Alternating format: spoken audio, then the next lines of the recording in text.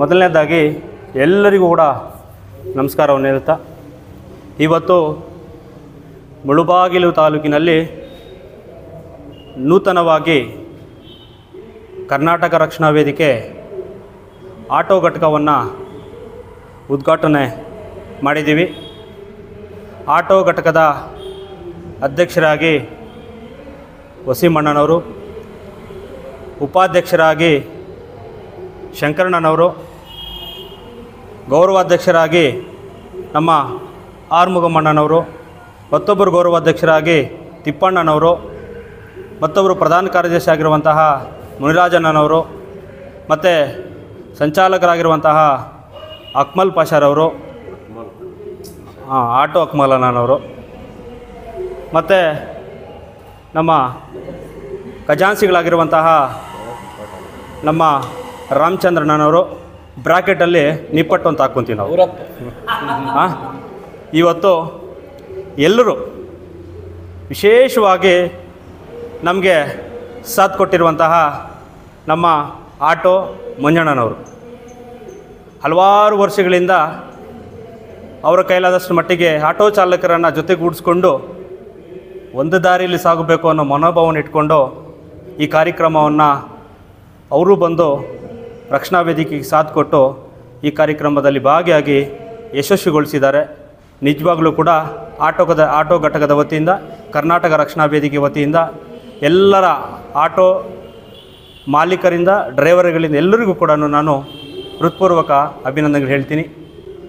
ಇದರ ಮತ್ತೊಬ್ಬರು ಕೇಂದ್ರ ಬಿಂದು ಆಗಿರುವಂತಹ ನಮ್ಮೆಲ್ಲರ ಯುವ ಮುಖಂಡರು, ಆಟೋಮೊಬೈಲ್ನ ಮಾಲೀಕರು, ಫೈವ್ ಅಣ್ಣನವರು, ಅವರು ಕೂಡ ತುಂಬ ಶ್ರಮಪಟ್ಟು ಆಟೋ ಚಾಲಕರಿಗೆ ಸಮವಸ್ತ್ರ ಆಗಿರ್ಬೋದು, ಹಿರಿಯ ಆಟೋ ಚಾಲಕರಿಗೆ ಸನ್ಮಾನ ಕಾರ್ಯಕ್ರಮ ಆಗಿರ್ಬೋದು, ಪ್ರತಿಯೊಂದು ಕೂಡ ಜೊತೆಗಿದ್ದು ಈ ಕಾರ್ಯಕ್ರಮವನ್ನು ಯಶಸ್ವಿಗೊಳಿಸಿದ್ದಾರೆ. ಅವ್ರಿಗೂ ಕೂಡ ಫೈವ್ ಅಣ್ಣನವರಿಗೆ ನನ್ನ ಹೃತ್ಪೂರ್ವಕ ಧನ್ಯವಾದಗಳನ್ನ ಹೇಳ್ತೀನಿ. ಈ ಸಂದರ್ಭದಲ್ಲಿ ನಮ್ಮ ತಾಲೂಕಿನ ರಕ್ಷಣಾ ವೇದಿಕೆ ಎಲ್ಲ ಅಧ್ಯಕ್ಷರು, ಉಪಾಧ್ಯಕ್ಷರು, ಕಾರ್ಯದರ್ಶಿಗಳು, ನಮ್ಮ ಜಿಲ್ಲೆಯ ಕರ್ನಾಟಕ ರಕ್ಷಣಾ ವೇದಿಕೆಯ ಜಿಲ್ಲಾಧ್ಯಕ್ಷರು, ಜಿಲ್ಲೆಯ ಗೌರವಾಧ್ಯಕ್ಷರು, ಕಾರ್ಯದರ್ಶಿಗಳು ಅವರು ಕೂಡ ಈ ಕಾರ್ಯಕ್ರಮ ಬಂದಿದ್ದಾರೆ.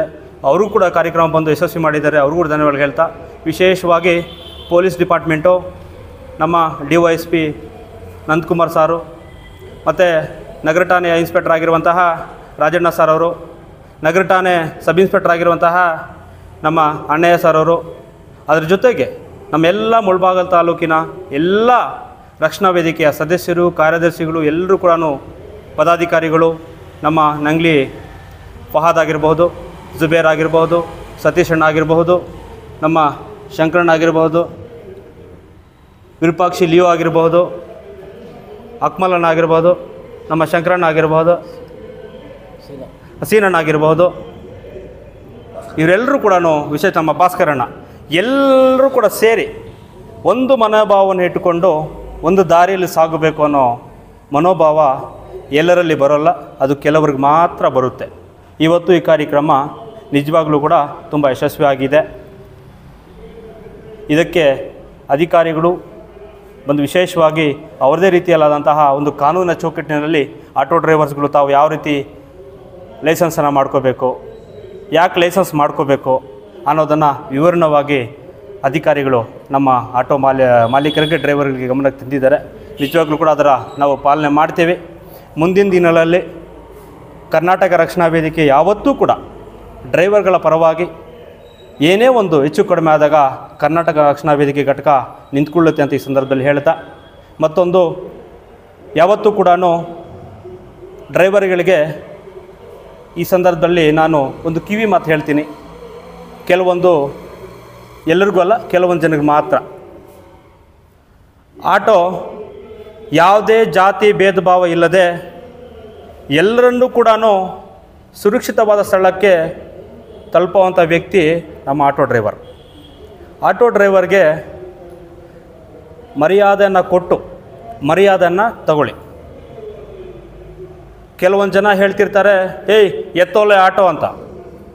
ಮತ್ತೊಬ್ಬನು ಹೇಳ್ತಾನೆ, ಏಯ್ ಏನು ನಿಮ್ಮ ಅಪ್ಪನ ಜಾಗ ಎತ್ತೋ, ಹೋಗೋ ಸೈಡ್ಗೆ ಎತ್ತೋ ಅಂತಾರೆ. ಇದೆಲ್ಲ ಮಾತನಾಡಬಾರ್ದು. ಇದೆಲ್ಲ ಮಾತನಾಡಿದ್ರೆ ಇನ್ನು ಮುಂದೆ ಯಾವುದೇ ಆ ರೀತಿ ನೀವೊಂದು ಪದಗಳನ್ನ ಬಳಸಿದ್ರೆ, ಏಕವಚನದಲ್ಲಿ ಪದಗಳನ್ನ ಬಳಸಿದ್ರೆ ಅದರ ಪ್ರತಿಫಲ ಬೇರೆ ರೀತಿಯಲ್ಲಿ ಇರುತ್ತದೆ. ಎಚ್ಚರಿಕೆಯನ್ನು ಕೊಡ್ತಾ ಇದ್ದೀನಿ. ಯಾರೇ ಆಗಲಿ, ಡ್ರೈವರ್ಗಳು ತಪ್ಪಿದರೆ ಹೇಳಿ, ಒಂದು ಸೈಡಲ್ಲಿ ಹಾಕಿರ್ತಾರೆ, ಇಲ್ಲ ಒಂದು ಏನೇ ಒಂದು ಸಮಸ್ಯೆ ಆದಾಗ ಅದನ್ನು ಯಾವ ರೀತಿನ ಹೇಳಬೇಕೋ ಪ್ರೀತಿಯಿಂದ ಹೇಳಿ. ಅವರು ಕೂಡ ಪ್ರೀತಿಯಿಂದ ನಿಮ್ಮನ್ನು ಸ್ವಾಗತ ಮಾಡ್ತಾರೆ. ಅದನ್ನು ಬಿಟ್ಟು ಬೇರೆ ರೀತಿಯಲ್ಲಿ ಏಕವಚನದಲ್ಲಿ ಮಾತಾಡಿದ್ರೆ ಅದು ಸರಿಯಲ್ಲ ಅಂತ ಈ ಸಂದರ್ಭದಲ್ಲಿ ಹೇಳ್ತಾ, ಈ ಒಂದು ಕಾರ್ಯಕ್ರಮಕ್ಕೆ ಎಲ್ಲರೂ ಕೂಡ ಸೇರಿ, ಮಾಧ್ಯಮ ಮಿತ್ರರು, ಪತ್ರಕರ್ತರು ಎಲ್ಲರೂ ಸೇರಿ ಯಶಸ್ವಿಗೊಳಿಸಿದ್ದಾರೆ.